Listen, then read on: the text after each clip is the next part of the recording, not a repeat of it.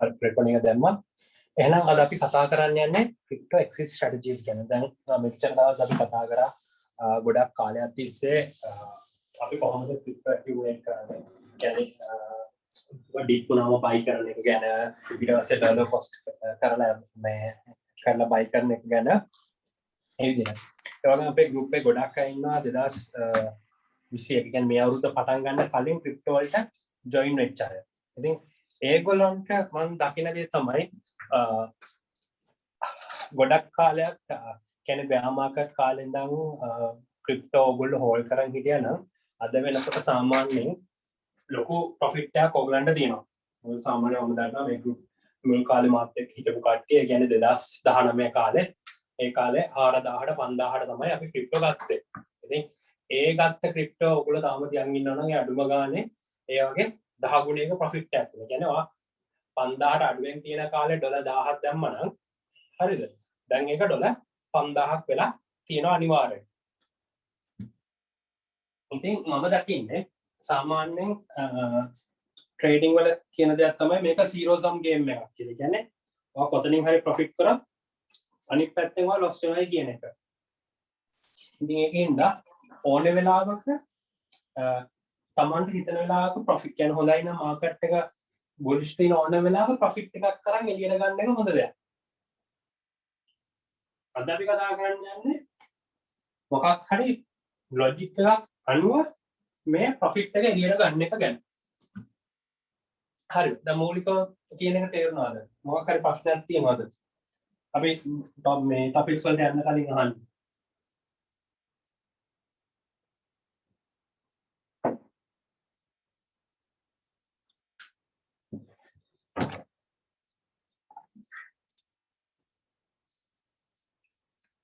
අපි ඉස්සෙල්ලාම කතා කරමු trade exits ගැන. ඒ කියන්නේ සාමාන්‍යයෙන් trade එකකට run කරන. කියන්නේ trade එකක් කරනවා නම් කොහොමද trade කියන්නේ buy order එකක් දැම්මොත් කොහොමද අපි එතන sell එක දාන්නේ කොහොමද sell එක plan කරලා තියාගන්නේ කොහොමද කියන එක අපි ඉස්සෙල්ලාම කතා කරමු.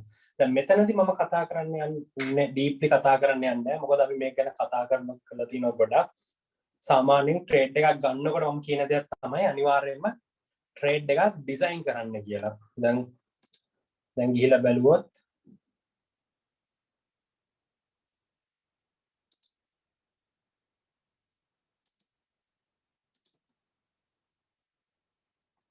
සාමාන්‍යයෙන්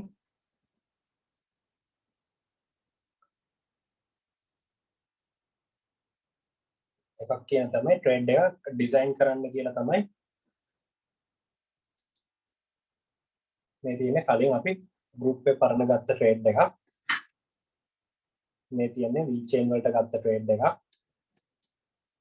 ඒක මම දීලා තියෙනවා මේ entry වෙන්නේ කොහොමද, breakout ගන්න කොහොමද, profits ගන්න කොතනද, stop loss දාන්නේ කොතනද ඒ කියන එක.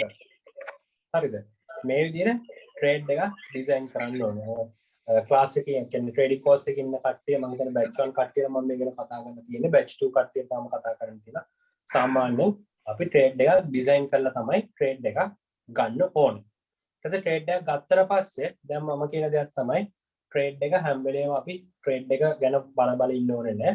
trade එක fill වුණාට පස්සේ alarm එකක් තියන්නේ alarm level එකට drop කියන්නේ drop වුණාට පස්සේ ගන්නවා. ඊට පස්සේ ඔයාලට පුළුවන් ඔයාලට ඕන විදිහට කියන්න ඔයාගේ trade exits ටික. දැන් මෙතන සරලව මම පෙන්නන්න. හරිද? දැන් ඔයා හිතන්න මම මෙතන front එකේ දාලා තියෙන එකක් ඒක මම cancel කරලා එතනට ගිහලා පෙන්නන්න. right. මම front එකේ $4 වලට limit order එකක් දාලා තියෙනවා. ඒ මොකද්ද? ඒ ඇවිල්ලා take profit limit sell එකක් තමයි මම මේ දාලා තියෙන්නේ. ඒක cancel කරලා අලුතින් දාන්න පෙන්නන්න. right.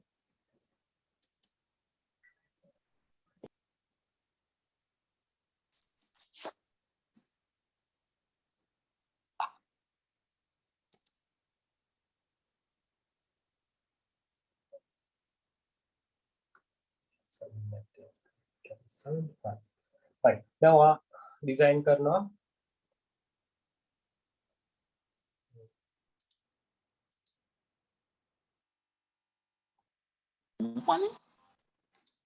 ඔයා ඩිසයින් කරලා තියෙනවා ඔයාගේ ට්‍රේඩ් එක මෙන්න මේ විදිහට යනවායි කියන එක.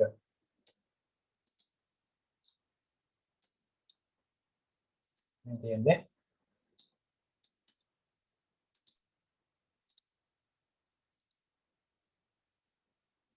මෙතන මේක සපෝට් එකට එනවා. දැන් ඔයා හිතන්නේ එන්ට්‍රි එකක් ගන්නවා රයිට්. ඔයාගේ ට්‍රේඩ් එක ඩිසයින් කරනවා මෙන්න මේ 4 level එකේ වගේ ආවම මේක එක්සිට් වෙන්න කියලා. එතකොට ඔයා කරන්නේ රයිට්. ඔයාට ටේක් ප්‍රොෆිට් එකක් ගන්න ඕන නම් ඔයා ගිහිල්ලා ඔයාගේ ටාගට් ප්‍රයිස් එක බලනවා. ටෙක්නිකලි ඔයා ඩිසයින් කරලා තියෙනවා රයිට්. ඔයා මම හිතන්නකෝ 3.83 තමයි ඔයාගේ එක්සිට් ලෙවල් එක වෙන්න ඕනේ. රයිට්. ඔයා මොකද කියන්නේ? ඔයා ප්‍රයිස් එක 3.83 කියලා දාලා හරිද? මෙතනින් ඔයාට 25ක් තියෙන ඔයාට ඕන 25ම සෙල් කරනවා 25ම දාන්න පුළුවන්. එහෙම නැත්නම් 10ක් සෙල් කරනවා නම් 10ක්. ඒ අදාළ ඕන ප්‍රමාණය දාලා මෙතන sell front කියලා දාන්න. එතකොට ඒ ට්‍රේඩ් එක යනවා. හරිද? ඊළඟට තියෙන්නේ stop loss කියන්නේ හදිස්සියවත් දැන් ඔයාලට පේනවා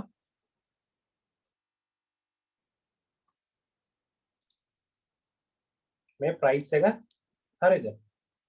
dump වෙවි යනවා. හරිද? දැන් ඔයා ගත්තේ short term trade එකක් නම් right. ඔයා කියනවා right. මේ price එක මෙන්න මේ 2.4 කියන්නේ දැන් 2.4 නේ. ඒකට අපි දැන් අලුත් support එක ගමුකෝ. දැන් මෙතන අලුත් support එකක් තියෙන්නේ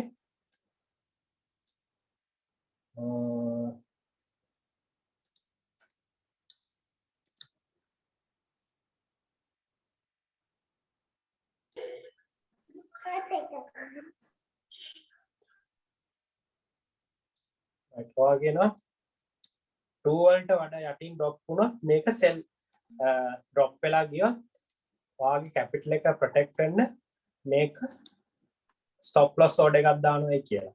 හරි. එතකොට කරන්නේ මෙතන ගිහිල්ලා අපි limit නේ තිබ්බේ. stop limit කියන එක select කරනවා. stop limit කියලා right. ඔයාගේ stop limit price එක මොකද්ද? $2. හරිද? ආයෙම 10ක් නෝට sell කරන්න ඕනේ.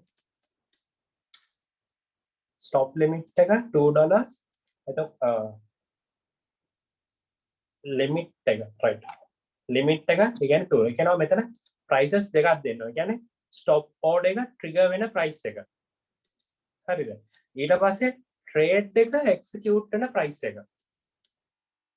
කළා ඔයා මෙතන 10ක් කියලා දෙනවා.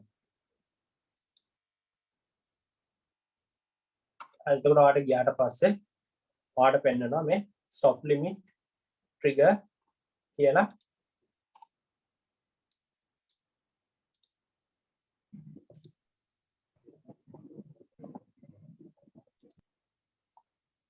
ඔයාට පෙන්නනවා stop limit trigger at $2 කියලා order එක. හැබැයි මේකේ මෙහෙම දෙයක් තේරුම් ගන්න ඕනේ. හදිස්සියක් price හදිස්සියේ කඩාගෙන යනවා නම් මේ stop limit order එක සමහර වෙලාවට execute වෙන්නේ නැති වෙන්න පුළුවන්.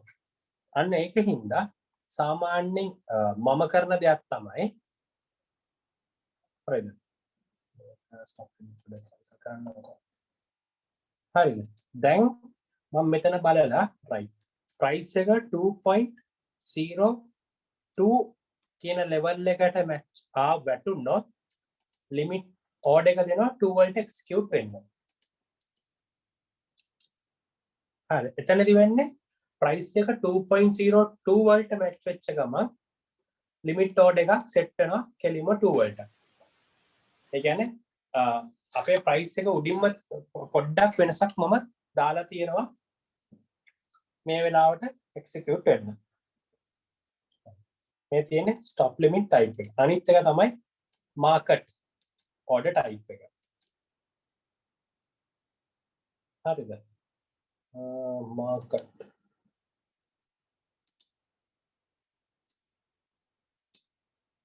okay Binance එකේ market stop එකක් නැහැනේ.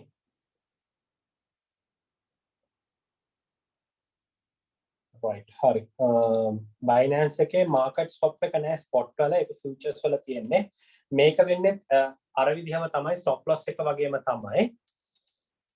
හරිද? එතනදී වෙන්නේ market price එක stop loss එකට level එක ආවම market limit එක execute වෙන එක සාමාන්‍යයෙන් මම FTX එක trade කරන හින්දා මේක මම සමහරලාට use කරනවා. හරිද? ඒකයි මේකයි අතර ලොකු වෙනසක් නැහැ. හරි. ඊළඟ එකට තියන්නේ දැන් ඔයා දැක්කනේ මේ දෙක take profit stop loss අපිට එකට දාන්න බෑනේ. ඊළඟ order type එක තියෙනවා stop limit වල OCO කියන එක. ඒකේ අපිට stop loss එකයි take profit එකයි දෙකම එකට දාන්න පුළුවන්. දැන් ගොඩක් වෙලාවට මම මගේ කියන්නේ ගත්ත coin එක profit range එකට ආවට පස්සේ මම කරන්නේ ඒක ගොඩ OCO level එකකට OCO trade එකක් තමයි දාන්නේ. මේක මොකද කියන්නේ දැන් හිතන්න මම මේක ගත්ත $1 වලට කියලා front මම $1 වලට ගත්තේ. හරිද? දැන් මේක up වෙලා තියෙනවා. හරිද? එතකොට මම sell කරන්න ඕනේ මට 3.8 වලට sell කරන්න ඕනේ. හැබැයි හදිස්සියවත් මේක දැන් $1 වලට ගත්තේ 2.2 වලට වඩා drop වෙනවනේ. right. මම එතකොට execute එක වෙන්න හදනවා. කියන්නේ 2.02 limit 2. අර දෙකම දාලා තියෙනවා. දාලා ඔන්න මම 10 sell කරන්න දැම්මා. ආඩ වෙන එතකොට මේ orders දෙකක් set වෙලා තියෙනවා. හරිද? දැන් මෙතනදී කරන්නේ මොකද්ද? හදිස්සියවත් price 3.8 කියන එක ඉස්සෙල්ලාම reach කරා. එතකොට take profit එකක් හැටියට මේක order එක execute වෙනවා. හැබැයි 3.8 යන්න කලින් 2.2 වලට drop වුණොත් එතකොට මොකද වෙන්නේ? $2 වලට මගේ price එක execute වෙනවා. අන්න මේකෙන් පුළුවන් දැන් අපේ trade එක අපි මොන හරි holding කරන coin එක profit level එකට ආවට පස්සේ take profit එකයි stop loss එකයි දෙකම profit area එකක අපිට තියාගන්න. ඔන්න මේ ටික තමයි trade exits වලට අපි සාමාන්‍යයෙන් පාවිච්චි කරන්නේ. trade exits කියන්නේ exit strategy එකේ අපි කැලලක් මොකද අපි සාමාන්‍යයෙන් short term trade swing trades දානවා නම් අපි නිකන් දාන්නේ නැහැ මේ විදිහට ඩිසයින් කරලා තමයි දාන්න ඕනේ. මම ඒකයි කිව්වේ මෙන්න මෙහෙම stop loss take profit ඊට පස්සේ මේක අයිමත් re-entries තියෙනවා නම් ඒව ඔක්කොම ඩිසයින් කරලා තමයි අපි දාන්නේ. ඊට පස්සේ ඒවා exit වෙන ඒවා කලින්ම plan කරලා තියාගන්න ඕනේ. ඒකයි මම කියන්නේ කවදාවත් impulse buying වලට යන්න එපා. ඔයා impulse buying වලට ගිහලා එක්සරයක් දෙසරයක් profit කරත් ඔයා සැරෙන් සැරේ කරන්න යනකොට වෙන්නේ මොකද? ඔයා සැරෙන් එහෙන් මෙහෙන් ගන්නකොට ඔයාලා ගත්ත profit එකක් නැති වෙලා යන්න පුළුවන්. දැන් අපි ඊළඟ levels strategies වලට යන්න කලින් මේ සම්බන්ධයෙන් මොනවා හරි අහන්න තියෙනවද ඔයගලන්ට?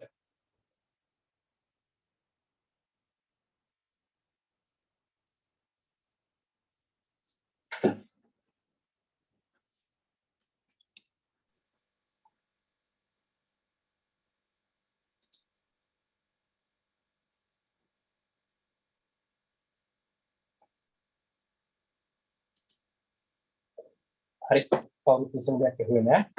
එහෙනම් අපි ඊළඟ ස්ට්‍රැටජි එකට යමු. ඊළඟට මම කතා කරන්න යන්නේ psychological levels and round numbers. ඒ කියන්නේ අපි plan කරලා තියෙනවා right අපි මෙන්න මේ level වලදී තමයි අපි ගත්ත coins විකුණන්නේ කියලා. දැන් මෙහෙම හිතනවා. දැන් BTC coin එක මම ගන්නවා 10000 කියන්නේ average 10000 කියන price එකේදී වගේ මම අරගන්නවා. හරිද? ඊට පස්සේ මම 10000ට ගත්තා මම decide කරනවා මම sell කරන්නේ price එක 20000ට ආවම 120ක් විකුණනවා. ඊට පස්සේ price එක 40000ට ආවම මම සව 140ක් විකුණනවා. ඊට පස්සේ අන්තිම 140 විකුණනවා price එක 60000ට ආවම. අන්න ඒ විදිහට.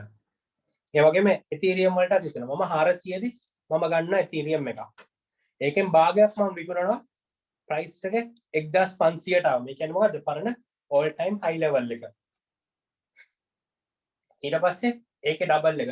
එතනට 30000ට ආවම මගේ මම මුලින්ම ගත්ත ප්‍රමාණය තව 100ට 50ක් sorry 125ක් විකුණනවා. ඊට පස්සේ ඊළඟ එකේදී 5000ට ආවම තව ඉතුරු වෙලා තියෙන ඔක්කොම ටික මම විකුණනවා. අන්න ඕක තමයි මගේ ස්ට්‍රැටජි එක වෙන්නේ. මම ගොඩ ඉස්සර ඉඳන් මාත් එක්ක හිටපය දන්නේ නැති ලින්ක් වලට මම දුන්නා. මම $2 වලදී ගන්න කිව්වා. මගේ ෆස්ට් ටාගට් එක තිබ්බේ $2 වලදී ගත්තට වලින් 150 කීයද? 20 දී සෙල් කරන්න. ඉතුරු 150 දැන් තියන් ඉන්න. ඒක මං සෙල් කරන්නේ 200 දී. මට මතක හැටියට 2020 ජනවරි වල තමයි මම මෙන්න මේක කිව්වේ ලින්ක් ගන්න $2 වලට කියලා. ඊට පස්සේ මේ ටාගට් එක අපිට අගෝස්තු වෙනකොට මීට් කරන්න පුළුවන් වුණා. මම හිතනවා මේ අවුරුද්ද ඉවර වෙන්න කලින් අපිට මේ 200 ටාගට් එක යන්න පුළුවන් වෙයි කියලා. දැන් ඒ වගේ ප්‍රී ඩිටර්මයින්ඩ් ලෙවල්ස් අපි තියාගෙන ඉන්න මෙන්න මේ ලෙවල් එකේ තමයි සෙල් කරන්න කියලා. සාමාන්‍යයෙන් නිකන් ඩොට් වලට උදාහරණයක් ගත්තොත් $5 වලින් ඉඳන් තමයි මම ඩොට්ස් ගන්න කියන්නේ. ඊට පස්සේ 50ට 100ට 200ට වගේ නිකන් අපිට රෆ්ලි හිතා ගන්න පුළුවන්. ඊට පස්සේ කාව වල මම කිව්වා $1 වලදී ගන්න කියලා. $1 වලට කලින් $5 වලදී විකුණන්න කිව්වා. අපිට ඒක ආයෙමත් ඕගස්ට් වලදී ගිය අවුරුද්දේ ඕගස්ට් වල ඒ ලෙවල් එක රීච් කරන්න පුළුවන් වුණා. ඊට පස්සේ මම මේ සැරේ එක්ස්පෙක්ට් කරනවා ආයෙමත් කාව $15 වලට විතර ආවම සෙල් කරන්න පුළුවන් වෙයි කියලා. දැන් මේ වගේ සයිකොලොජිකල් ලෙවල්ස් අපි ප්ලෑන් කරන් ඉන්නවා. එතකොට මේ ලෙවල්ස් ප්ලෑන් කරන් හිටියට පස්සේ අපිට තියෙන්නේ මොකද්ද? අපිට තියෙන්නේ අර අපි කතා කරමු trade x6 level තියන්නේ.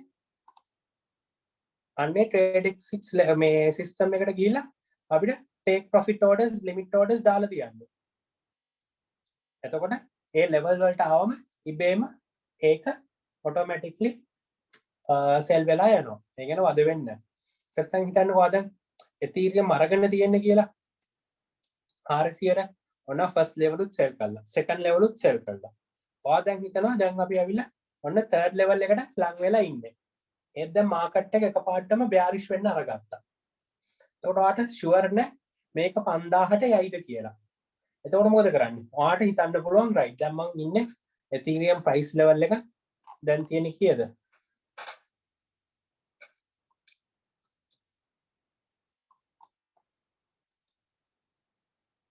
3000 level එකේ තියෙන්නේ. right මම මොකද්ද කරන්නේ? මම ගිහිල්ලා take profit එක නැතුව OC order එකක් දානවා 5000ට ගියොත් 5000න් sell වෙන්න. හැබැයි හදිසියෙ price එක drop වුණොත් 3000ට 3000න් sell වෙන්න. එතකොට ඒ විදිහට මම ඩිසයින් කරන්න පුළුවන්. මේක තමයි එක exit strategy ක්‍රමය. දැන් මේක සම්බන්ධයෙන් මොනවාරි අහන්න තියෙනවද කාට හරි? මේක එච්චර කම්ප්ලෙක්ස් දෙයක් නෙමෙයි. මේක හරි සරල දෙයක්. මම දකින්න මෙතන දකින ලොකුම ප්‍රශ්නේ තමයි මුලින්ම ටාගට් එකක් තියාගන්න Ethereum ගත්තම right මම 500ට ගත්තා. මම මේක මේ 2000 ආවම විකුණනවා. ඒ කියන්නේ 4 වෙනිදා. ඊට පස්සේ 2000 ආවට පස්සේ මොකද වෙන්නේ? 2000 ආවට පස්සේ දැන් ඔන්න ලෝබයි. දැන් ලෝබයි විකුණන්න. මේක දැන් මේ මං හිතුව වඩා ඉක්මනට 2000ට ආවා. මේක 4000ට යයිනි කියලා දැන් 4000 යනකම් අල්ලන් ඉන්නවා. හදිස්සියෙ මොකද වෙන්නේ? ප්‍රයිස් එක ක්‍රෑෂ් වෙනවා. ප්‍රයිස් එක ක්‍රෑෂ් වෙනකොට අර ගත්ත ඔක්කොම ප්‍රොෆිට් නැති වෙලා යනවා. මම දැකලා තියෙන ගොඩක් අයට මෙන්න මේ ප්‍රශ්නේ වෙනවා. ක්‍රිප්ටෝ වල අප් ඩවුන් වෙනවා කියන එක හයි වොලටිලිටි තියෙන එකක්. ඒ කියන්නේ අපිට කොයි වෙලෙකවත් කියන්න බෑ මේක කොහොම වෙයිද කියලා. ඒකයි මම කියන්නේ ඔයාගේ පෝර්ට්ෆෝලියෝ එකේ ෂෝට් ටර්ම් ලොංග් ටර්ම් කියලා දෙකට කඩලා තියාගන්න. ලොංග් ටර්ම් ඒවා ලොංග් ටර්ම් තියාගන්න. ෂෝට් ටර්ම් ඒවා ෂෝට් ටර්ම් තියාගන්න. හරිද? ඒ තණ්හාව කියන එක තිබුණොත් නම් ක්‍රිප්ටෝ කරන්න හරිම අමාරුයි. right එහෙනම් මොන හරි ප්‍රශ්න තියෙනවද මේ සම්බන්ධයෙන්? මම නැත්තම් මම ඊළඟ exit strategy එකට move වෙනවා දැන්. ඔව් කියන්න. මම අයියේ 700 ගත්තේ මේ Ethereum. ඊට පස්සේ බෑ මාකට් එකේදී මම ට්‍රේඩ් කරන්න ගිහලා ටිකක් ලොස් වුණා. ඊට පස්සේ දැන් මම ආයි අපුණෙන් පස්සේ 2000න් කියන එක අයියගේ විදිහට මේ sorry මල්ලි ඔයා කියන එක මට එකපාරටම පැහැදිලි නැතුව ගියා. හලෝ කොහොම ඉන්න? ඔයා කියන එක මට පැහැදිලි නැතුව ගියා. එහෙම ඔයාම කිව්වා Ethereum ගත්තා ඊට පස්සේ ඒක බෑ මාකට් එකේදී එහෙනම් ඔය කියන්නෝ බෑ මාකට් මාකට් එකේදී මම ට්‍රේඩ් කරන්න ගිහලා ඒකේ ලොකු ට්‍රේඩින් නොලෙජ් ඇති නිසා මගේ මේ Ethereum අඩු වුණා මේ කොයින් ප්‍රමාණය ඊට පස්සේ මම ආයි තියන් ඉඳලා ආයි 2021 දී එන්ටර් වෙලා දැන් බුල් මාකට් එකේ මම සෙල් කරා 2000න් 3000න් එහෙම සෙල් කරා ඊට පස්සේ මම දැන් ආයිත් දැන් මේක බෙටම නගින්න නිසා අර ප්‍රොෆිට් එක ගත්තත් එක ආපහු මේ කියන්නේ මම ඩොලර්ස් තියන් ඉඳලා ඒක ආයි ගොඩක් යනකොට ගිහින් 500 600 කට ගියාම උඩින් ආයි බයි කරා ඒ වගේ දෙයක් කරන්න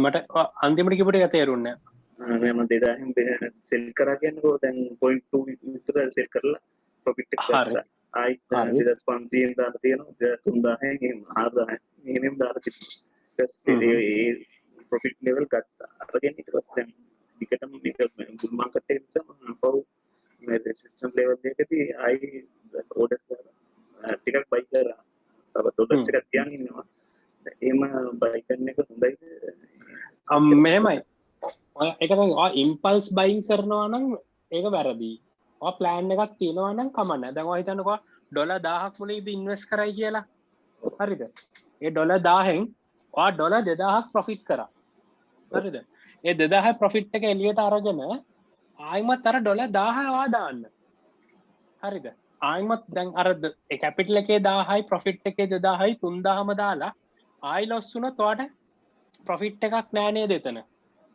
ඔව් අය මෙහෙමයි දැන් වෙලා තියෙන්නේ මට දැන් මම ඩොලර් 3000ක් විතර දැම්මා මම කලින් දාලා මගේ ලොස් තුනා පොයින්ට් ටිකක් ඊට පස්සේ මම ආයි මම රිකවර් කරගත්ත මගේ ලොස් වෙච්ච ඔක්කොම සල්ලි ටික රිකවර් කරගත්තා මම සෙල් එකේ දැන් මගේ මාකට් එකේ තියෙන්නේ තනිකර මේ කියන්නේ රිකවරි මේ මට්ටමේ තියෙන ප්‍රොෆිට් කියන්නේ පොඩි ප්‍රොෆිට් එකක් තමයි තියෙන්නේ දැන් ඔක්කොම සෙල් කරොත් මට ඉස්සරහට මම මේ තියන් ඉන්න බලනකොට ඒක හෝල්ඩ් කරලා ඉතින් තව ටිකක් හොප්පයක් තියෙන නිසා මෙහෙමයි මාකට් එකට එන්ට වෙනකොට හොඳ ප්ලෑන් එකක් හදන් එන්න මම ඩොලර් 1000ක් දානවා මේ ඩොලර් 1000න් මම 10000ක ප්‍රොෆිට් එකකට යනවා මොකද ක්‍රිප්ටෝ මාකට් එකේ ඩොලර් 1000කින් 10000කට ප්‍රොෆිට් එකට යනවා කියන්නේ අමාරු දෙයක් නෙමෙයි හැබැයි ඒකට කල් ඕනේ එතකොට ඔයා තේරුම් ගන්න ඕනේ රයිට් මම අද ගන්නවා මේ ටික අර මෙහෙම ඔයාට මේක හොඳයිද අරක හොඳයිද කියලා කියන්න ඔයාට සරල උත්තරයක් නෑ මාකට් මේ ක්‍රිප්ටෝ වල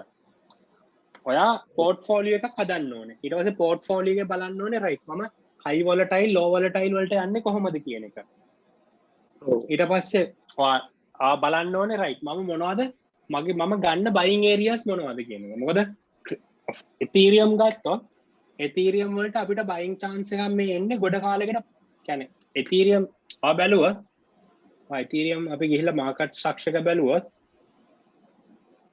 ඔයාට පේනවා all time high එක break කරාට පස්සේ හරිද මේ first time තමයි මේ ඊට පස්සේ all time high break කරාට පස්සේ ඔයාට වෙන මෙතන consolidation එකක් යනවා 2000ට යටින් හරිද 2000 ගියාට පස්සේ ඔයාට පේනවා මේ price එක up වෙනවා විතරයි හරිද ඇයි මේක වෙන්නේ Ethereum වලට මේක වෙන්නේ Ethereum වල London fork එක එනවා ඊට පස්සේ EIP 1559 එනවා මේ වගේ ෆන්ඩමෙන්ටල් නිවුස් තියෙනවා ඉතින් Ethereum වගේ එකක buy sell කරනවා එකලා ට්‍රේඩ් කරනවා කියන එක මම හිතන්නේ සාර්ථක දෙයක් කියලා Ethereum වලට buy and hold මේ EIP London fork එක ඉවර වෙලා අර මොනවද stop loss එක උස්ස උඩට යන්න තමයි තියෙන්නේ ඔයාට ට්‍රේඩ් කරලා ප්‍රොෆිට් කරන්න ඕන නම් ඔයා ඒකට ප්ලෑන් එකක් හදන්න ඕනේ ප්ලෑන් එකක් හදලා ඒ ප්ලෑන් එකට වැඩ කරන්න පටන් ගන්න ඕනේ ඔය ෆලෝ කරන් පස්සේ තමයි මම මේ ඉතින් හෝල් කරන් ගත්තේ මේ කලින් මම ඇත්තට නොලෙජ් එකක් තිබුණේ ට්‍රේඩින් ඒක නිසා තමයි මේ මම ලොස් තුනේ ටික දැන් නම් මම එකක් සෙල් කරන්නේ නැහැ ඔක්කොම හෝල් කරගෙන ඉන්නේ දැන් මෙමය ඔක්කොම හෝල් කරන් ඉන්නවා කියන එක සාධාරණ දෙයක් නෙමෙයි නෑ ප්‍රොෆිට් එක කියන්නේ පොඩි ප්‍රමාණය ප්‍රොෆිට් එක මේමයි මම ප්‍රමාණය කියන්නේ ට්‍රේඩින් වල ටිකක් තියන් ඉන්නවා අනිත් එක ෆික්ස් හෝල්ඩින් එකක් තියෙනවා මම ඉස්සරහ තියෙන මේ නෙක්ස්ට් මේ බුල් මාකට් එකට හරි කාලා මේ කරන් හෝල් කරන පුළුවන් මට්ටමක තියන්නේ රයිට් ඒක දැන් මම ඔයගලන්ට බැලුවොත් මගේ අර ක්ලාසස් වල තියෙන මෙහෙම පෝර්ට්ෆෝලියෝ එක හදන්න කියලා දැන් මේව පෝර්ට්ෆෝලියෝ එකක් හදා ගන්න ඕනේ මම මෙච්චර ප්‍රමාණයක් මෙන්න මේ කොයින්ස් වලට දානවායි කියලා හරිද ඊට පස්සේ වා හිතන්න ඕනේ රයිට් මම BTC වලට 140ක් දැම්මා හරිද දැන් අද අපි කතා කරන්න යන්නේ මේ BTC වලට 140ක් දැම්ම නම් මේ BTC වල exit වෙන්නේ කොහොමද කියලා. ඒ කියන්නේ ඒකනේ මම 140ක් දැම්ම නම් දැන් සරලව ගත්තොත් හරිද? ඒ 140න් 110ක් මම මෙතන විකුණනවා. ඊට පස්සේ 110ක් මෙතන විකුණනවා. අන්තිම 110 මෙතන විකුණනවා. ඊට පස්සේ ඊළඟ 110 මොකද කරන්නේ? අන්න ඊළඟ ඒ 110 තමයි මම ඊළඟ මාකට් එකටත් අරන් යන්නේ. සමහර විට ඔයාලට මෙන්න මෙතනදී විකුණපු මේ මෙතනින් එන ප්‍රොෆිට් එකෙන් 125ක් ආයෙමත් ඊළඟ බෑ මාකට් එකේදී ඉන්වෙස්ට් කරන්න පුළුවන්. හරිද? අන්න ඒ විදිහට අපි ප්ලෑන් එකක් හදාගන්න ඕනේ. මොකද ඔයා මෙහෙතන ඇහුවොත් ඊතීරියම් සෙල් කරන එක හොඳයිද බයි කරන එක හොඳයිද කිව්වොත් ඒකට සරල උත්තරයක් නැහැ. ඔයාගේ පෝර්ට්ෆෝලියෝ එක බිල්ඩ් කරලා ඔයාගේ ප්ලෑන් එක හදාගෙන ඉන්න ඕනේ. ඔව් නෑ මම බැලුවේ දැන් මම දැන් ප්‍රොෆිට් එක ගත්තා මට දැන් අර ඩවුට් එක තිබ්බේ يعني මාකට් එකට උඩට යනකොට මම දැන් මේක තව උඩ ගියොත් මයි අර BTC ලොස් වුණා මගේ අත් BTC මම හෝල්ඩ් කරන් ඉන්න නිසා ඒ වගේ මේකයි බැලුවේ මම ඔය ප්ලෑන් එක ෆලෝ කරන DCA ප්ලෑන් එකේ ටික කොහොමද හරි. තව ප්‍රශ්නයක් තියෙනවා DCA කරද්දී සෙල් ඕඩර්ස් දාන්නේ නෙමෙයි. DCA කරන එක අපි කරන්නේ long term. මෙතනදී අපි සෙල් කරන්න කලබල වෙන්නේ නැහැ. මොකද අරගෙන නෙමෙයි. මේක සාමාන්‍යයෙන් right. මේක පොඩ දැන් අපි සතියකට $40න් යූස් කරන්නේ. හරි. ඒක අපි කරගෙන යනවා. මම මෙතන පෙන්නන්නේ සාමාන්‍යයෙන් ක්‍රිප්ටෝ වල ගොඩාක් කල් ඉඳන් ඉන්න කට්ටිය ඉන්නවනේ. අන්න ඒගොල්ලන්ට තමයි ගොඩක්ම ඕනේ දැන් right. exit වෙන්න කියන්නේ මම දකින්නේ දැන් මම මාසෙකට $1000ක් අනිවාර්යයෙන්ම එක්සිට් කරනවා මාකට් එකෙන් එළියට. ඒක LKR කරලා මගේ ගෙදර කියන්නේ මගේ පර්සනල් වැඩවලට එක්ස්පෙන්ස් හැටියට ගන්නවා. ඒ අරෙන්න තව ඊට වඩා එක්සිට් කරන ඒවා මොනවද කරන්නේ? මම Celsius, Nexo වගේ ඒවට BTC හරි USDT හරි විදියට දාලා ඒවා සේවිංස් දාලා තියනවා පැත්තකට කරලා. දැන් එහෙම අයට තමයි මේ එක්සිට් ස්ට්‍රැටජි එක ඕනේ. දැන් DCA එක කරනවා නම් මම දකින්නේ දැනට මාකට් එකේ ලොකු විදිහක් ලොකු ඉන්වෙස්ට්මන්ට් එකක් කරලා තියෙනවා අපි කියලා මේ හදිස්සිය ලොකු කියන්නේ මම කියන්නේ තමන්ට දරන්න පුළුවන් ප්‍රමාණයක් ඉන්වෙස්ට් කරන්න ඕනේ. දැන් ඔයාලට හදිස්සියවත් ඕන නම් රයිට්. ඔයා ඉන්වෙස්ට් කරන එක්කෙනා ඉන්වෙස්ට් කරලා තියන්නේ ඔයා තියෙන $1000 ඔයාලට ලොකු amount එකක් නම් මම කියන්නේ අපි කතා කරේ stop loss limit තියෙන්නේ. අන්න stop loss limit එකක් use කරලා ඔයා ඩිසයිඩ් කරන්න රයිට්. දැන් මම ගත්තා මේ ලෙවල් එකේදී. මම ගත්තා ඩොලර් ඔයගලන්ට මතකනේ අපි ඩොලර් 3000ට එතීරියම් ගත්තා. රයිට්. මම ඩොලර් 3000ට ගත්ත හින්දා දැන් 4000යි 3500 මගේ ස්ටොප් ලොස් ලිමිට් එක තියෙනවා. අන්න ඒ විදිහට ඔයාලා ඩිසයිඩ් කරලා තියන්න පුළුවන්.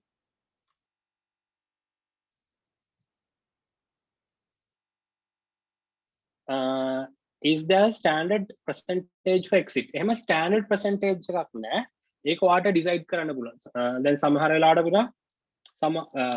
දැන් basic කියන්නේ alls වලට මම කරන දෙයක් තමයි මම $1 වලට ගත්තා නම් $2 වලට ආවම මගේ සම්පූර්ණ එකේ මම 50% sell කරනවා. එතකොට මගේ cost එක 0 කරලා ඉවරයි මම. ඊට පස්සේ ඉතුරු ටික මම තියන් ඉන්නවා. ඉතුරු ටික 5 10 අන්න ඒ වගේ levels වලට 10% sell කරන්න පුළුවන්. හරිද? එහෙම නැත්නම් දැන් ඔයාලට හිතනොත් right. දැන් මේ වෙලාව matic මම 0.01 වලට ගත්ත matic $1 වලට විකුණුවා. මෙතනට $1000 වලට sorry 1000 matic අරන් තිබුණා මම. හරිද? ඒ කියන්නේ ඇත්තටම කිව්වොත් මේ ඇවිල්ලා මට තෑගි හම්බ වෙච්ච මම කියන්නේ කම්පිටිෂන් එකකින් හම්බ වෙච්ච ටික. ඒ ටික මම $1000 වලට සෙල් කරා. මම මොකද ඒක මම බයි කරපු නැති එක නෙමෙයි හින්දා මම ෆුල් amount එකම සෙල් කරා. ඊට පස්සේ මම දැක්ක matic මම සෙල් කරාට පස්සේ තවත් උඩට ගිහලා තිබ්බා. ඒක ප්‍රශ්නයක් නැහැ. මොකද මං ගාව තියෙනවා මම බයි කරපු matics වගේක් තියෙනවා. ඒක දැම්ම සෙල් කරන්න මට අවශ්‍යතාවයක් නැහැ. මොකද alls වලට මට හිතුණත් right. කියන්නේ 10% නෙමෙයි 100% 1000% මගේ ලෙවල් එකක් එනකොට මම 25% to 50% අතරේ ප්‍රමාණයක් සෙල් කරනවා. ඒක ඔයාගේ ඩිසිෂන් එක මත වෙන්නේ. දැන් ඔයාට හිතුනොත් right. ඔයා රිස්ක් එක අඩුවෙන් ගන්න එක්කෙනෙක් නම් ඔයා higher percentage එකක් සෙල් කරන්න. ඔයා රිස්ක් එක අඩුවෙන් ගන්න එක්කෙනෙක් නම් වැඩියෙන් ගන්න එක්කෙනෙක් නම් කියන්නේ ඔයාට තව කාලයක් තියන් ඉන්න අයිඩියා එකක් තියෙනවා නම් ඔයා අඩු percentage එකක් සෙල් කරන්න.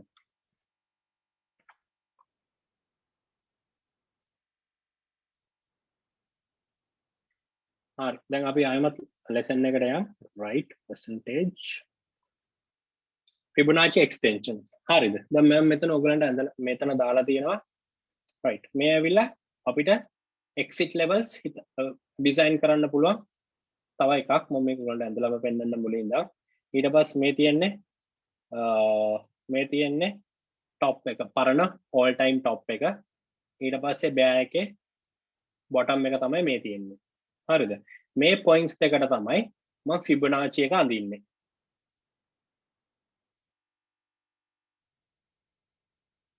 හරිද? ඊට පස්සේ Fibonacci extension levels තියෙනවා. කියන්නේ 1618 2618 3618 4618 5618 කියලා මම extension levels දාගෙන තියෙනවා. හරිද? ඊට පස්සේ මේ extension levels දාගත්තට පස්සේ මම decide කරන්න පුළුවන් මේ අදාළ extension levels වලට ආවම right මම extension levels එතන 1 2 3 4 5 extensions level 5 plan කරලා තියෙනවා. හරිද? මගේ entry එක වෙන්න පුළුවන් මෙන්න මේ 2000 වලට වඩා 20000 all time එකට වඩා ඕන area එකක මම enter වුණා වෙන්න පුළුවන්. හරිද? මගේ exit කියන්නේ මේ කියන්නේ අපිට logic එකක් මත exit level එක decide කරන එක. හරිද? මම මේක weekly candle එකට යනවා. හරි දැන් මේ extensions level ගත්තට පස්සේ ඔයාලට පේනවා first extension එක එන්නේ 30000 වල. ඒ කියන්නේ 30000 වල තමයි first extension එක එන්නේ. right එතකොට ඔයාලට දැන් මේක extensions පහක් ගත්තනේ. ඒ කියන්නේ හැම extension එකේම ඔයා කැමති නම් 100ට 20 sell කරන්න පුළුවන්. එතකොට ඔයාගේ first extension එකේදී ඔයා 100ට 20ක් sell කරනවා. හරිද? ඊට පස්සේ ඔයාගේ second extension එක තියෙන්නේ 47300 වල. එතකොට ඔයා ඊළඟ 120 මේ second extension එකේ sell කරනවා. ඔයාගේ third extension එක තියෙන්නේ 64170 වල. ඔයා එතන ඔයාගේ third extension එකේ 120 විකුණනවා. ඊට පස්සේ fourth extension 81000 fifth extension 97900 ඔන්න ඒ වගේ levels වල තියෙනවා. මෙතනදී මොකද්ද බලන්නේ අර අපි sell කරන logic එක. සාමාන්‍ය Fibonacci extensions කියන්නේ ගොඩක් අය දකින්නේ ඒ levels වලට ආවම crypto කියන්නේ crypto නෙමෙයි ඕනම කියන්නේ asset trading asset එකක volatility එක ඒ range එකේ වැඩි කියන එක. අපි බලමු මේ තියෙන bitcoin අපි ගිහලා වෙන එකක් අරන් බලමු. Ethereum USDT වලට අපි දාලා බලමු.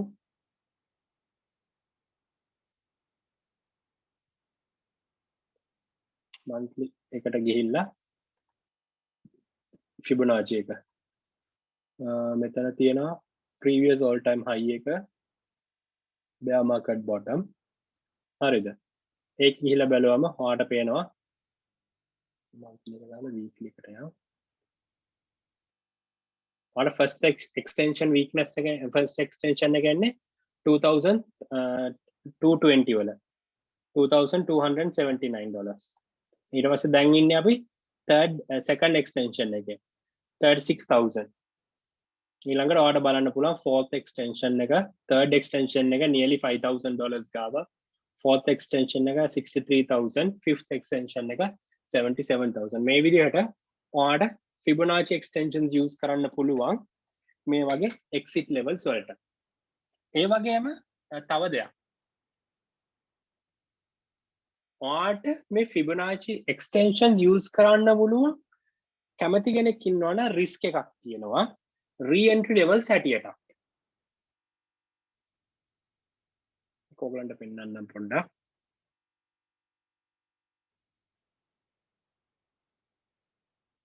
දැන් ඔයාලට බැලුවොත් වෙන්නේ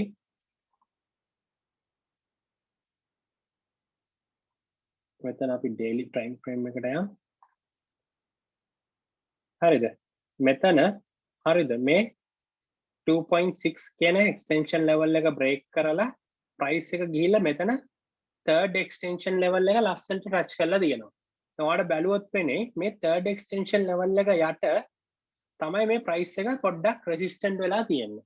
ඊට පස්සේ මොකද? ඊට පස්සේ price එක drop වෙලා තියෙනවා ආයිමත් second extension level එකට. ඊට පස්සේ ආයිමත් price එක උඩට යන්න හදලා ආයිමත් second extension level එකට වැටලා තියෙනවා.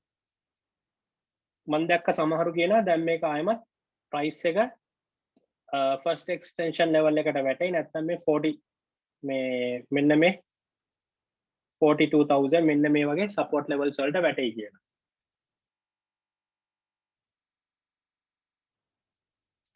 සමහරු කියන්නේ මෙන්න මේ area එකට එයි කියලා ගොඩක්. මේ area එක තමයි ගොඩක් කට්ටිය බලාගෙන ඉන්නේ price එක drop වෙයි කියලා. මේ extension levels අපිට use කරන්න පුළුවන්. හරිද? re-entry හැටියට logic එකක් හැටියට. හැබැයි මේ වෙලාවේ මේවා කියන්නේ ලොකු re-entries හැටියට ගන්න එක නම් මම දකින්නේ risk එක වැඩි. ඒකයි මම කියන්නේ පුළුවන් තරම් dollar cost average plan එකක් හදාගෙන යන්න කියලා. හරිද? මේ තියෙන්නේ තව crypto exit strategy එකක්. හරි. දැන් අපි අන්තිම exit strategy එකට කතා කරන්න. මෙතනදී අපි යන්නේ oscillator based exit strategy එකක්. batch 1 එකේ අයට මම oscillators කතා කරලා ඇති, batch 2 එකේ අයට ඊයේ කතා කරන්න හිටියා කතා කරන්න බැරි වුණා. දන්න කෙනෙක් කියන්නේ oscillators කියන්නේ මොනවද කියලා?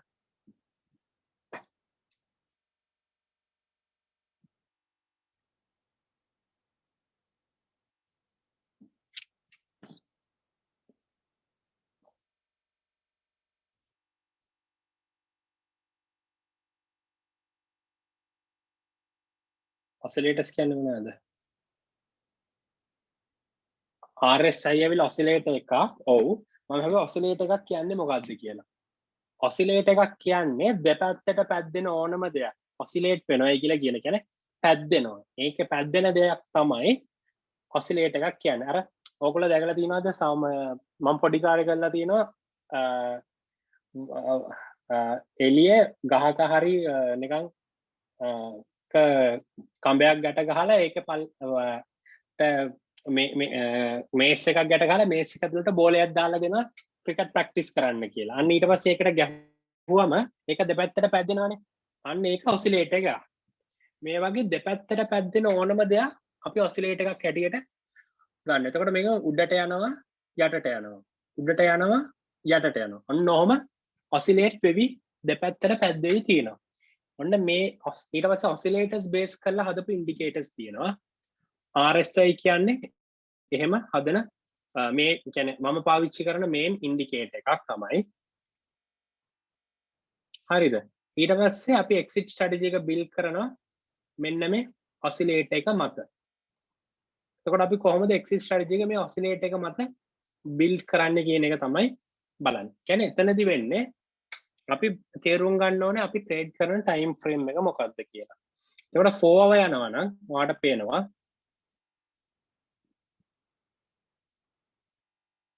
මේ තියෙන්නේ පල්ලෙහාදී entry. උඩදී sorry.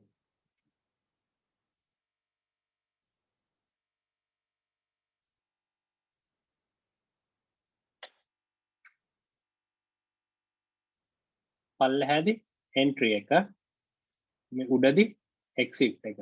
ඊට පස්සේ ආයමත් පල්ලෙහාදී entry එක උඩදී exit එක. ඊට පස්සේ ආයමත් entry එක ඊළඟට exit එක. හරි.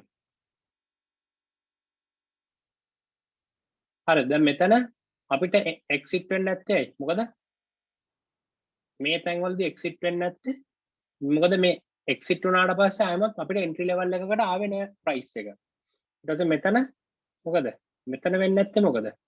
මෙතන ආයමත් අපි entry වුණාට පස්සේ exit වෙන්න opportunity එකක් අපිට ආවේ නෑ. හරිද මේ වගේ 4 hour නම් 4 hour බේස් කරන්න පුළුවන් හරිද 4 hour කියන්නේ අපිට short term entries වලට තමයි මේක 4 hour time frame එක use කරනවා නම් use කරන්න පුළුවන් වෙන්නේ අපි නැත්තම් යන්න ඕනේ 1 day time frame එක බැලුවොත් 1 day time frame එක බැලුවොත් අපිට entry exit opportunities ලැබෙනවා අඩුයි මේ 1 day time frame එක බැලුවොත් අපිට 2021 වල මේ තියෙන්නේ අප්‍රේල් වල තමයි entry opportunity එකක් එන්නේ ඊට පස්සේ exit එකක් ඇවිල්ලාම නැහැ 2020 ගත්තොත් මේ තියෙන්නේ මාර්ච් වල තමයි අපිට entry එකක් එන්නේ ඊට පස්සේ මැයි වල exit එක එනවා ඊට පස්සේ මේ price එක drop වෙන්නේ නැහැ අයමත් මෙතන ඕන exit එකක් එනවා මෙතන ලඟ වුණාට අපිට entry area එකට drop වෙන්නේ නැහැ මෙතන හරිද oscillators සමහරු use කරනවා හැබැයි oscillators මම දකින්නේ නැහැ සාර්ථක entry exit method එකක් කියලා long කියන්නේ time frame එක වැඩි වෙන්න හරි දැන් බැලුවොත් අපි weekly time frame එක බැලුවොත් BTC වල 2018 දෙසැම්බර් වල තමයි entry එකක් අපිට පෙන්වන්නේ ඊට පස්සේ exit එකක් ආයි පෙන්නනවා 2019 හරිද මේ වගේ small time frames වලට නම් ගොඩක් හොඳයි oscillator based exits මොකද කියන්නේ occurrences වැඩි එකට පේනවා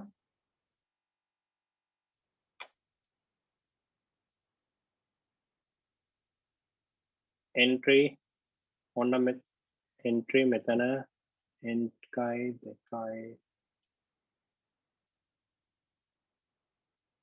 සාමාන්‍යයෙන් කරන දෙයක් තමයි 4 hour time frame එකේ හරිද ආවම මේ levels වලදී මෙහෙම 4 hour time frame එකේ oversold වුණාම අනිවාර්යෙන් මම buy order එකක් දානවා $500කට විතර වෙන්න මොකද මම දන්නවා ඒ ඇවිල්ලා හොඳ buying level එකක් කියලා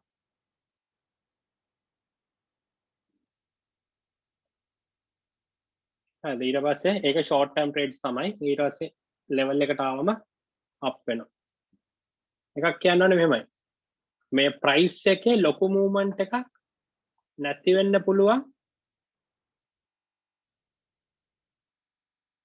හරිද දැන් මෙතන entry වෙලා මේ දෙක entry වෙලා මෙතන exit වෙනවා කියන්නකො මෙන්න මේ level එකේ අර ලොකු price movement එක නැති වෙන්න පුළුවන්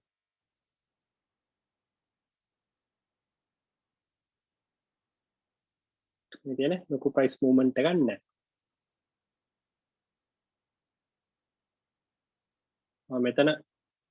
මෙතන බලන්න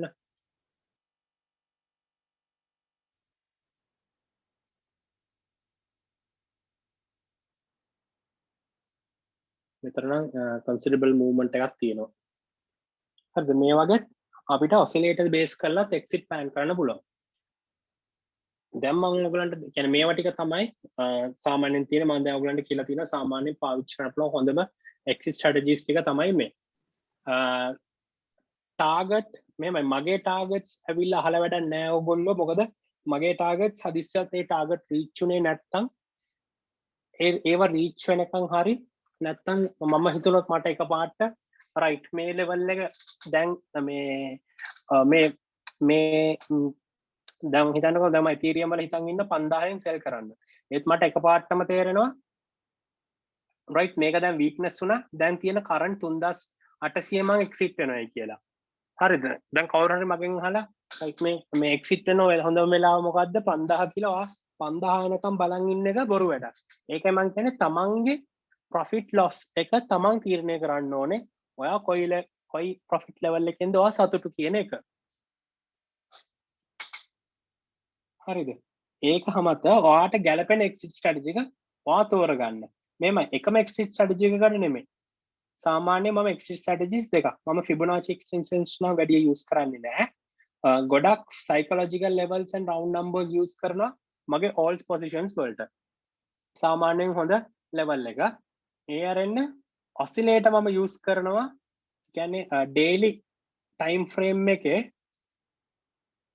මේකත් all වලට තමයි ගොඩක් use කරන්නේ daily time frame එකේ මේ 90 level එකට ගොඩක් ආවම මම සාමාන්‍යයෙන් all sell කරනවා. මොකද 90 level එකේ තියෙනවා කියන්නේ too much overbought. ඒ කියන්නේ කවුරු හරි එක්කෙනෙක් කොයි වෙලේ හරි dump එකක් දාන්න ලැහැත් වෙන ගමන් ඉන්නේ කියන එක.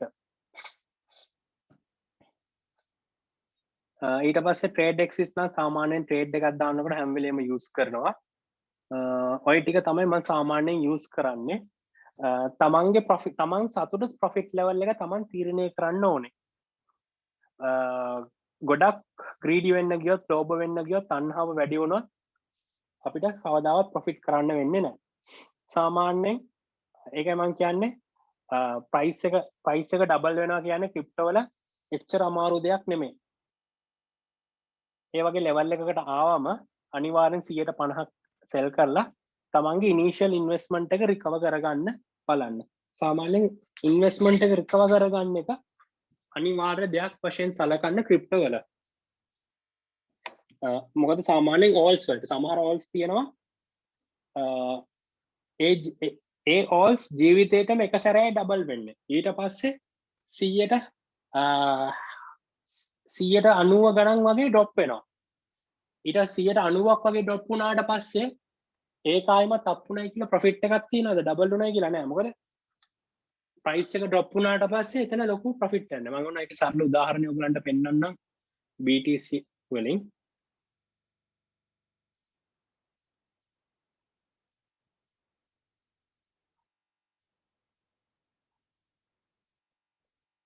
දැන් ඔයා හිතන්න BTC up වෙලා මෙන්න මේ level එකේ ඔයා buy කරනවායි කියලා.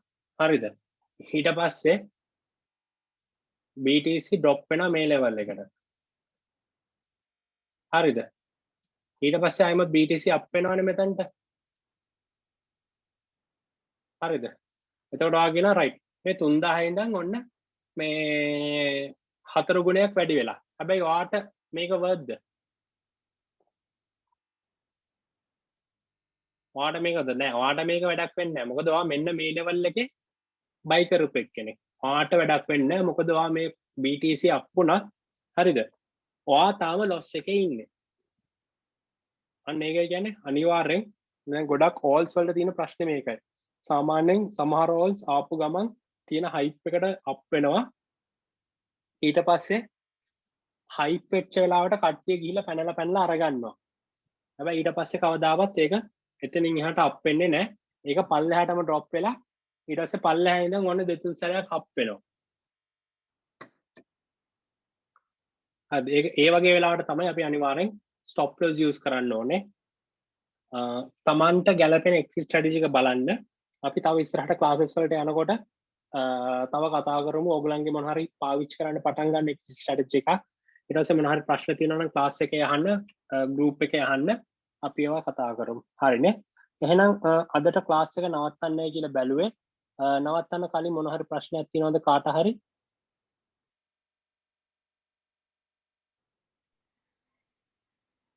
හලෝ කියන්න. චිරත් මං කවින්ග කතා කරන්නේ මේ දැන් අපි දැන් පොඩ්ඩක් දැනගන්න ඕනේ දැන් මේ පාර බුල් සයිකල් එක එක්ස්පෙක්ට් කරගෙන හැමෝම දැන් ප්‍රොෆිට් කරන්න බලාපොරොත්තු වෙනවා. එතකොට මේ අපි ප්‍රොෆිට් කරාට පස්සේ අපි ඒ ප්‍රොෆිට් රියලයිස් කරගනිද්දී LKR වලට මේ අපි පොඩ්ඩක් මොනවාද බලන්න ඕන දේවල් කියලා ඔයාලට පොඩ්ඩක් දැනුවත් කරන්න පුළුවන්. ඒ කියන්නේ දැන් අපේ මේ ඉන්කම් ටැක්ස් සීලින් එකකුත් තියෙනවා 3 මිලියන් මන් දන්න විදියට අවුරුද්දට. ඒ කියන්නේ මාසෙට 250k වගේ. එතකොට ඒ දේවල් මොන හරි අපි සැලකිලිමත් වෙන්න ඕනේද එහෙම කියලා පොඩ්ඩක්. මෙහෙම දෙයක් මම මගේ යාළුවෙක් ඉන්නවා ටැක්ස් කන්සල්ටන්ට් කෙනෙක් මම එයාට කතා කරා. හරිද? දැන් එයාට කතා කරාට පස්සේ එයා කිව්ව දෙයක් තමයි දැන් සාමාන්‍යයෙන් ඉන්ඩිවිජුවල් කෙනෙක්ට monthly 250,000 තමයි ටැක්ස් බ්‍රැකට් එක වශයෙන් තියෙන්නේ. හරිද? ඊට පස්සේ ඔයාට තියෙනවා tax deductible expenses වගේ. Housing loan, CSC investments, school fees වගේ tax deductible ඒවා. හරිද? ඊට පස්සේ ප්‍රශ්නේ වෙන්නේ crypto කියන income එක දැනට define කරලා track කරන්න විදිහක් නැහැ. මොකද ලංකාවේ මම දන්න තරමින් direct ඉන්කම් එකක් අපිට අපේ LKR account එකකට ක්‍රිප්ටෝ ගේන්න බෑ. අපි අනිවාර්යෙන් peer to peer යන්න ඕනේ. හරිද? එතකොට දැන් සාමාන්‍යයෙන් අපි දන්නවා peer to peer P2P Binance P2P හරහා අපි account එකට සල්ලි යනවායි කියලා. දැන් එතනදි වෙන්නේ බැංක් එකෙන් ගිහිල්ලා හදිස්සියවත් අපි මේ ට්‍රැක් මොකක් හරි හේතුවක් මත ඔඩිට් එක හවු වෙලා කිව්වොත් රයිට් මේ account එකට කියන්නේ irregular විදිහට සල්ලි එනවයි කියලා. එතකොට බැංක් එකෙන් ඔයාගෙන් ක්වෙස්චන් කරලා සමහර විට ඉන්කම් ඩිපාර්ට්මන්ට් ටැක්ස් එකට කියයි. එතකොට අනිවාර්යයෙන් ඔයාලා ටැක්ස් කන්සල්ටන්ට් කෙනෙක් හරහා යන්න වෙනවා. දැන් මට දීපු උත්තරේ මම දෙන්නම්. එයා මට කිව්වේ රයිට්. ඔයා මට කිව්වා මෙහෙම. ඔයාට ඒ ගැන ලොකු ප්‍රශ්නයක් තියෙනවා නම් ඔයාගේ නමට මේකක් හදන්න කිව්වා. මොකක් හරි පොඩි ප්‍රොප්‍රයිටර් බිස්නස් එකක් හදලා ඒකේ එන මොනවා හරි buy and selling හරි මොනවා හරි ප්‍රොඩක්ට් එකක් හැටියට ගන්න කියන්න කිව්වා. එහෙම නැත්නම් දැන් මම කිව්වා මම ක්ලාස් කරනවා කිව්වම රයිට් ඔයා ක්ලාස් කරනවා නම් රයිට් ඔයා ක්ලාස් කරනවා ඒ ක්ලාස් කරනවට ඔයාට ලැබෙන ටියුෂන් ෆී හැටියට ගන්න කියන්නේ කියලා. හැබැයි මට එතනදි කිව්ව දේ තමයි හදිස්සියවත් මගේ සැලරි ප්ලස් ඉන්කම් එක 2,50,000 වලට වඩා වැඩි වුණා මට ටැක්ස් ෆයිල් කරන්න වෙනවයි කියලා.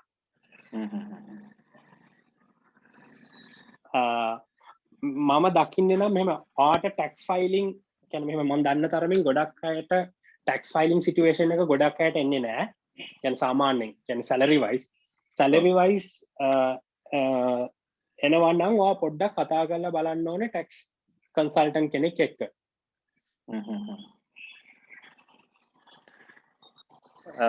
කියන්නේ බිස්නස් එකක් විදිහට රෙජිස්ටර් කරලා ඒකේ ඉන්කම් එකක් විදිහට පෙන්වන්නද එහෙමද කිව්වේ? මට කිව්වේ ඒක තමයි මට කිව්වේ සරලව කිව්වේ ඒක තමයි ඔයා පුළුවන් නම් ඔයාගේ නමට ප්‍රොප්‍රයිටරි බිස්නස් එකක් දාලා ඒ කියන්නේ ඒකේ මොන හරි buy and selling කියලා. මොකද ප්‍රොප්‍රයිටරි බිස්නස් එකට අවුරුද්දටම රුපියල් 5000යි ටැක්ස් එක තියෙනවා. දැන් මම අන්තිමට බලනකොට 5000යි දැන් කොහමද දන්නේ? මොකද දැනට කොහොමත් මේ රූල්ස් පොඩ්ඩක් ස්ටේට් ෆෝවර්ඩ් නෑ මේ වෙලාවේ තාම. පොප්‍රේටර් බිස්නස් එක තමයි දැන්න තියෙන හොඳම choice එක. සාමාන්‍යයෙන් මම කරන්නේත් ඒක තමයි. ඒ කියන්නේ ප්‍රොප්‍රයිටර් බිස්නස් එකක් හදලා ඒක නිකන් කියන්නේ ප්‍රොප්‍රයිටර් බිස්නස් එකේ සීන් එක තියෙනවා මිලියන 10ක් ප්‍රොෆිට් කරා ඔය ටැක්ස් එක ගවන්න ඕනේ රුපියල් 5000යි.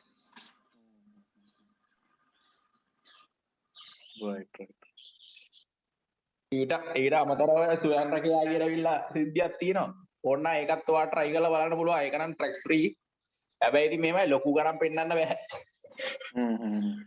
මල්ටි මිලියන්ස් ගණන් පෙන්නන්න බෑ ඉතින් සුවයන් රැකියා කියලා විතර. ඒක අමාරුයි මම දන්න තරමේ. මොකද මම හිතන්නේ සුවයන් රැකියා තියෙන අර අඩු ආදායම් ලාභී කට්ටියටනේ. What can we say if the bank asks for the source? මෙහෙමයි peer to peer නම් ඔයාට කියන්න පුළුවන් මෙහෙමයි මම මේ මොකක් කාගෙන් හරි ණයක් ගත්තා වගේ දෙයක් කියලා. එතකොට බැංකින් එච්චර ලොකුවට මේක පන්නන්නේ නැහැ. කියන්න පුළුවන් මට ෆැමිලි ඉමර්ජන්සි එකක් තියෙනවා. ඒක හින්දා මට යාළුවෝ කට්ටියක් මෙහෙම සල්ලි දුන්නයි කියලා. ඒ අරන්න bank ask KYC MS අස්තිය. ඒක තමයි කිව්වේ බැංක් එකෙන් ආර් මේ account එක හදනකොටම අපි දෙනවා information. මම දන්නවා ගොඩක් ක්‍රිප්ටෝ වල ඉන්නවා young කට්ටිය. කියන්නේ පොඩි කට්ටිය A level තාම අවුරුදු 20 22 කට්ටිය. මේගොල්ලන්ගේ account එකට ලක්ෂ 2 වගේ ලක්ෂයක් 2ක් වගේ එනකොට ඒගොල්ලන්ගේ KYC document check කරාම මොනවද තියෙන්නේ student කියලා. එතකොට ඉතින් එතන ප්‍රශ්නයක් එනවා. සාමාන්‍යයෙන් මම නම් කියන්නේ ඒ වගේ අයට ගිහිල්ලා bank account එක අලුතෙන් account එකක් open කරලා එතන දාන්න මේ මම නිකන් මේ ට්‍රේඩිං සේල්ස්මන් කෙනෙක් හැටියට වැඩ කරනවා ඒ වගේ දෙයක්. නැත්තම් e-commerce platform එකක මේ buying and selling කරනවා වගේ නිකන් දාන්න ගොඩක් වෙලාවට ඒගොල්ලෝ කියන්නේ ඒ details ඉල්ලන්නේ නැහැ. දාලා කියන්නේ මගේ monthly income එක 1 lakh 2 lakhs විතර එනවයි කියලා. ඔව් ඔතන මේ මම චුට්ටක් කියන්න. බැංක් එක KYC එක පුරවද්දී මම වැඩ කරන බැංක් එකකින් මම පොඩ්ඩක් කියන්න. සාමාන්‍යයෙන් අපිට අපි දෙන සෝස් එකට බැංක් එක අභියෝග කරන්නේ නැහැ. අපි කිව්වොත් අපිට මෙච්චරක් එනවා කියලා. හැබැයි source of income එකයි ඒකේ level එකයි අපි දෙන්න ඕන හරියටම KYC එකදී. ඔව්. ඒක එන්න ඕනේ. ඊළඟ කාර්යය අර suspicious transactions කියන එක දැන් අපි හිතමු නිතර දැන් මාසෙකට 10 පාරක් 20 පාරක් විතර third party එකකින් account එකකට සල්ලි වැටෙනවා නම් ඒ කියන්නේ අපි P2P කරාම එහෙම තත්ත්වයක් නේ තියෙන account එකට. කවුරු හරි නොදන්න කෙනෙක් account එකට සල්ලි දානවා. එතකොට බැංක් එකට සැක හිතුනොත් ඒ බැංක් මැනේජර් හෝ කවුරු හරි ඔෆිසර් කෙනෙක්ට මේ account එකට suspicious transaction එකකට දෙනවා FIU කියලා සෙන්ට්‍රල් බැංක් එකේ ෆයිනෑන්ෂියල් ඉන්ටෙලිජන්ස් යුනිට් එකට රෙකෝඩ් කරන්න ඕනේ. එතකොට එහෙම ඒ කියන්නේ හුඟක්ම ඕක අර නිතර ලොකුවට amount වලින් transaction එක drugs dealing අනම්මනම් හැම දෙයකම යන්නේ ඒ විදිහටනේ. ඒ amount account එක ලොකුවට පුරවන්න ගියොත් තමයි එන්නේ. අපිට සාමාන්‍යයෙන් irregularly මේකට මේ ආවොත් එච්චර ලොකුවට බැංක් එකට පේන්නේ නැහැ. මේවා පේන්නේ ඉතින් අර ඒ ගන්න සල්ලි ඒ සැනින් ආපහු withdraw කරන්නත් මෙයා බැංක් එකට නිතර එනවනම්. දැන් අද රුපියල් ලක්ෂයක් දාලා ඊළඟ පහුවදා උදේ ආයුධය ඇවිල්ලා ගන්නවා. ඊළඟ සතිය ඇවිල්ලා ආයුධය ගන්නවා. ඒතර මේවා තමයි මේ පුද්ගලයා බැංක් එකට එනකොට අපිට දකින්න දේවල්. මම මේ අපේ එක්ස්පීරියන්ස් එකේ මම කියන්නේ. ඒවා ඊළඟට සෙන්ට්‍රල් බැංක් එකේ කොහොමද තියෙන ඇන්ටි මනි ලොන්ඩරින් ඇක්ට් එක, AML එක, ඇයි ඇන්ටි ටෙරරිසම් ඇක්ට් එකයි. ඒකට ඒවට මේ කව වෙලා තමයි මේක තියෙන්නේ. හුඟක් වෙලාවට අපි KYC එකේ දෙනවා නම් මගේ ආදායම මෙච්චරයි මිලියනයි 2යි කියලා හරි. ඒක ටැක්ස් වලට ලයබල් නැහැ. නමුත් අපිට කියන්න පුළුවන් අපේ සෝස් දෙන්න මේවා. ඒතර බැංකුව ඒකට එන්නේ. හැබැයි KYC එකේ නොදී දෙයක් අපි අර පැත්තට ඇදලා තියෙනවා නම් ඒක පොඩි රිස්ක් එකක් තියෙනවා. ඒක අතන දෙනවා අපිට ඕනෙලා ගිහලා බැංකුවේ ගිහලා KYC එක වෙනස් කරන්නත් පුළුවන්. ඒක ගැටලුවක් නැහැ. මම මේ පොඩ්ඩක් විස්තරය කිව්වේ. හරි මම හිතන්නේ සාමාන්‍යයෙන් මම හිතන්නේ බැංකින් ඒ ටැක්ස් ලිමිට් එන්නේ අවුරුද්දකට සැරයක් ඩොකියුමන්ට් එකක් එවනවා නේද? ඒ ටැක්ස් වලට එවන්නේ නේද? මට මතක නැහැ. එතෙන්දී ඩිපොසිට් වලට තියෙනවනේ මචං. ඩිබෙට් ටැක්ස් එකයි විත්හෝල්ඩින් ටැක්ස් එකයි කියලා. විත්හෝල්ඩින් ටැක්ස් එක. ඔව්. සල්ලි account එකේ තියෙනකොට කවදාකවත් කියන්නේ ගනුදෙනු වල ටැක්ස් එන්නේ නැහැ. ඒ කියන්නේ ඉන්කම් ටැක්ස් කියන කැටගරිය බැංක් වලට එන්නේ නැහැ. ඒ මොකද කවුරුත් සල්ලි දාන්නේ නැහැ. අතන තියෙන්නේ amount එකක් නිශ්චිත amount එකක් government එකෙන් කියනවා FD එකක් හරි savings එකක් හරි තියෙනවා debit tax withholding tax රඳවා ගැනීම හා හරබද්ද. ඔය දෙක තමයි තියෙන්නේ. ආදායම් බදු accounts වලට එන්නේ නැහැ. එහෙම procedure නැහැ. මොකක් හරි අර වගේ කියන්නේ අපි තු court එකකින් order එකක් ආවා. ඒ වගේ දෙයක් ආවොත් විතරක් account එක reveal කිරීමේ වගකීම තියෙනවා. නැතුව නැහැ. බැංක් account කීපයක් use කරත් ඔය problem එක එනවා. සාමාන්‍යයෙන් මෙහෙමයි. මම නම් කියන්නේ බැංක් account කීපයක් තියාගන්න. කියන්නේ දැන් මගේ salary account එකත් එක්ක මම කිසිම දෙයක් mix කරන්නේ නැහැ. salary account එකේ මගේ office එකෙන් salary එක එනවා. ඒ salary එක මගේ personal expenses ගෙවනවා එච්චරමයි. ඒ අරින්න crypto වලට මම වෙනම පාවිච්චි කරන්නේ වෙනම account එකක්. ඒ account එක කියන්නේ accounts දෙකක් තියෙනවා මගේ. ඒ accounts දෙකට මම බෙදලා මේ funds ගන්නවා. මම මොකද ඒ accounts දෙකක් use කරන්නේ මොකද මට ඕනේ අර 2 lakhs limit එකට යටින් මේ monthly මේ inflow එක තියාගන්න.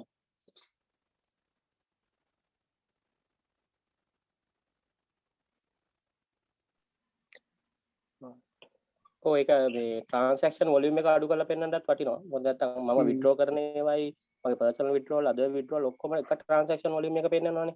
ඒ නිසා accounts කීපයක් main banks වල තියාගෙන හිටියාම ගැටලුවක් නැහැ. ඕනම කෙනෙක්ට ඕනම ප්‍රමාණයක් තියන්න පුළුවන්. එකම බැංක් එක නැතුව වඩා හොඳයි banks කීපයක accounts කීපයක් විදිහට ඒවත් තියෙනවා accounts type. ඒ type අතර ගියත් කමක් නැහැ. කියන්නේ high rate තියෙනවා. ඒ විදිහේ accounts තියෙනවානේ. ඒ accounts අතර ගියාට කමක් නැහැ. අර එහෙම නැතුව. accounts වර්ග කියන්නේ පොඩ්ඩක් ඒක පොඩ්ඩක් කියන්න පුළුවන්ද කොහොමද? accounts වර්ග කියන්නේ මෙහෙම සාමාන්‍යයෙන් දැන් interest pay කරන විදි තියෙනවානේ. සමහර account වලට වැඩි interest එකක් ගෙවනවා. special young accounts තියෙනවා, normal savings තියෙනවා, product කරලා තියෙනවා එක එක accounts. ඒ accounts සමහරව business account එකක් විදිහටම තියෙනවා. දැන් ඕන current accounts වලට උනත් ගන්න පුළුවන් මේවා. කිසි ගැටලුවක් නැහැ. current account එකට ගත්තාම track කිරීම සාමාන්‍ය savings එකකට වඩා අඩුයි. ඒ කියන්නේ මෙයාගේ business account යන්නේ. ඒ ගැන හොයන්න ඉන්නෙම නැහැ ගොඩක් වෙලාවට. current account එකක් වඩා යන්න පුළුවන් වඩා clear. data මොකද current account වලට මිනිස්සු සල්ලි දානවා, business වල සල්ලි දානවා. එහෙම ගොඩක් දේවල් තියෙනවානේ. මම payment මට එන්න තියෙනවා. එහෙමම check වලින් එන්න ඕනේ කියලා එකක් නැහැ current account එකට. සල්ලි වෙනුත් එනවා. ඒක ගැටලුවක් නැහැ. right. සේවිං account එකට වඩා සාමාන්‍යයෙන් RFC NRFC current account වල ඕක හොයනවා අඩුයිනේ. ලොකුවට ඉන්වෝල්ව් වෙන්නේ නැහැ. ඒවා වොලියුම්ස් වැඩිනේ. නිතර වොලියුම්ස් එනවා, නිතර ට්‍රාන්සැක්ෂන් එනවා. අර සස්පිෂස් කියන එක එන්නේ normal customer කෙනෙක් නිතර ලොකු withdrawals over the counters කරනකොට. දැන් නම් ATM cards තියෙනවා, online transfers තියෙනවා. ඒ නිසා හොයන්න තමයි. දැන් බැංකුවල තියෙන මිනිස්සුනේ. මේ මිනිස්සුන්ට අර මිනිස්සයා මෙහෙම සල්ලි දාන්න පුළුවන් මිනිහෙන් නෙමෙයි. මේ මිනිස්සයා නිතර ඇවිල්ලා withdrawal කරනවා. ලොකුවට over the counter. ඒක තමයි risk category. ඒක නැතුව පුළුවන් තරම් ATMs වලින් හරි ෆන්ඩ් ට්‍රාන්ස්ෆර් කරලා වෙන කොහෙට හරි එහෙම කළාම අර අපිට පේන්නේ නැහැ ඇත්තටම ට්‍රාන්සැක්ෂන්. අර සස්පිෂස් එක එන්නේ ලොකුවට ට්‍රැක් කරන්නේ නැහැ. ඇත්තට දැන් බැංකුව කොහොම කිව්වට සස්පිෂස් ට්‍රාන්සැක්ෂන් ලොකුවට ට්‍රැක් කරන්නේ නැහැ. අපි නිකන් හිතලා කිව්වොත් මෙයාගේ ට්‍රාන්සැක්ෂන් එක සැකයි කිව්ව මිනිහා අහුවෙලා වෙන කේස් එකකින් අපිට රිවීල් වුණොත් මිස නැත්තම් නෑ. ලොකුවට.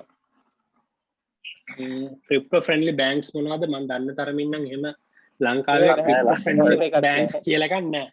එහෙම එකක් නෑ. ක්‍රිප්ටෝ ෆ්‍රෙන්ඩ්ලි බැංක්ස් නෑ. බැංක්ස් දන්නෙත් නෑ. 99%ක් බැංක් වල ඉන්න අය දන්නෙත් නෑ. ක්‍රිප්ටෝ මොනවද දන්නේ නෑ. ඒ තියෙන සීන් එක අර P2P කරන ඩීල් එක තමයි ඔතන ඇතුලේ තියෙන්නේ. ක්‍රිප්ටෝ ෆ්‍රෙන්ඩ්ලි නෑ. සෙන්ට්‍රල් බැංක් එක ගත්තාම මේකට මුකුත් නැහැනේ. ඒගොල්ලෝ කියන්නේ ක්ලියර් රූල්ස් නෑ. හැබැයි මම දන්නවා කියන්නේ කියන්නේ මේ ඩෙවලොප්මන්ට් ටීම් එකක් කියන්නේ ඩෙවලොප්මන්ට් සයිඩ් එක බලන ටීම් එකක් ඉන්නවා මේ සෙන්ට්‍රල් බැංක් එකේ. එතන සෙන්ට්‍රල් බැංක් ජයමචන් ඒක ගොඩක් ඔයගොල්ලෝ තාම ඇවිල්ලා තියෙන බ්ලොක්චේන් ටෙක්නොලොජි එක ස්ටඩි කරන්න.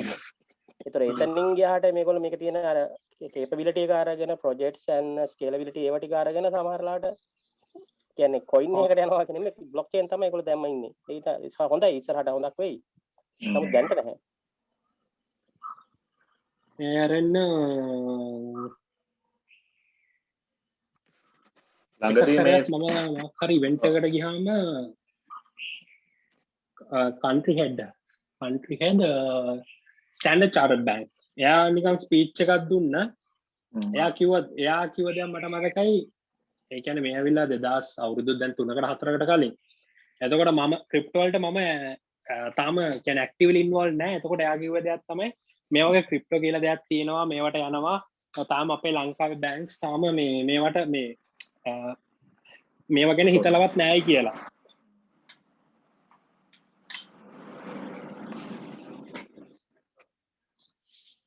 ළඟදී අර සෙන්ට්‍රල් බැංක් එකේ මේ අවුට් කරපු නෝටිස් එකෙත් තිබ්බේ කියන්නේ ඩිරෙක්ට්ලි ක්‍රිප්ටෝ කරන්න එපා කියලා තිබ්බේ නෑ. අර ඒක රිස්කි ඉන්වෙස්ට්මන්ට් එකක්. අන්න ඒ වගේ පොඩි වෝනින් එකක් වගේ දීලා තිබ්බේනේ. නෑ ඒ වෝනින් එක සාධාරණයි. මොකද ඒ වෝනින් එක දෙන්නේ ගොඩක් අය බලන්නේ මේ ක්‍රිප්ටෝ වලට ඇවිල්ලා දවසෙන් දෙකෙන් අන්න ඒක හොයන්න. මේක ප්‍රොෆෙෂනලි විදිහට නෙමෙයි කරන්න නෙමෙයිනේ බලන්නේ අර. මොකද ඒතකොට අන්තිමට ප්‍රශ්නේ ඉන්නේ මේකට මේනවා හයි කියන්නේ මේ ඊට පස්සේ මිනිස්සු ගිහිල්ලා දාන්නේ මොකද කියන්නේ පිරමීඩ්ස් වල නැත්තම් ඊට පස්සේ හයිප් වල එහෙම නැත්තම් මොන හරි අර කියන්නේ අර මේ account management කරලා මම වාට ට්‍රේඩ් කරලා මෙච්චර ගාණක් දෙන්නම් කියන ඒවා. ඊට පස්සේ ඒව ලොස් වෙනවා වැඩි. ලොස් වුණාට පස්සේ ඒව කම්ප්ලේන් කරාම ඉතින් ඒ මේගොල්ලන්ට ඉතින් අර මේ warning එකක් දාන හැරෙන්න දෙයක් කරන්න බෑ.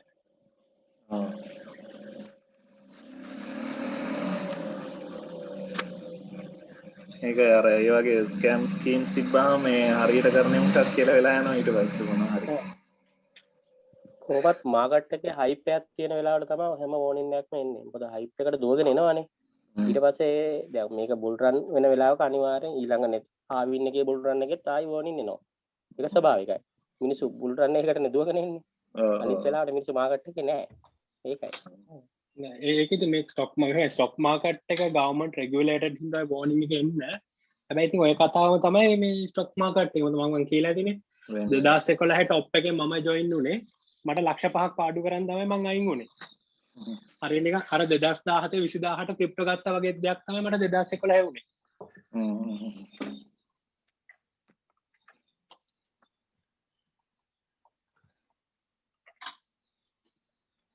හරි මං එහෙනම් අදට ක්ලාස් එක නවත්තනවා.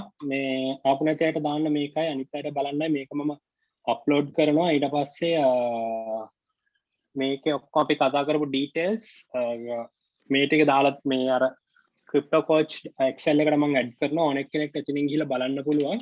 right එහෙනම් thank you ඔක්කොලටම ආවට අද good night Thank you ideas night, and thank thanks.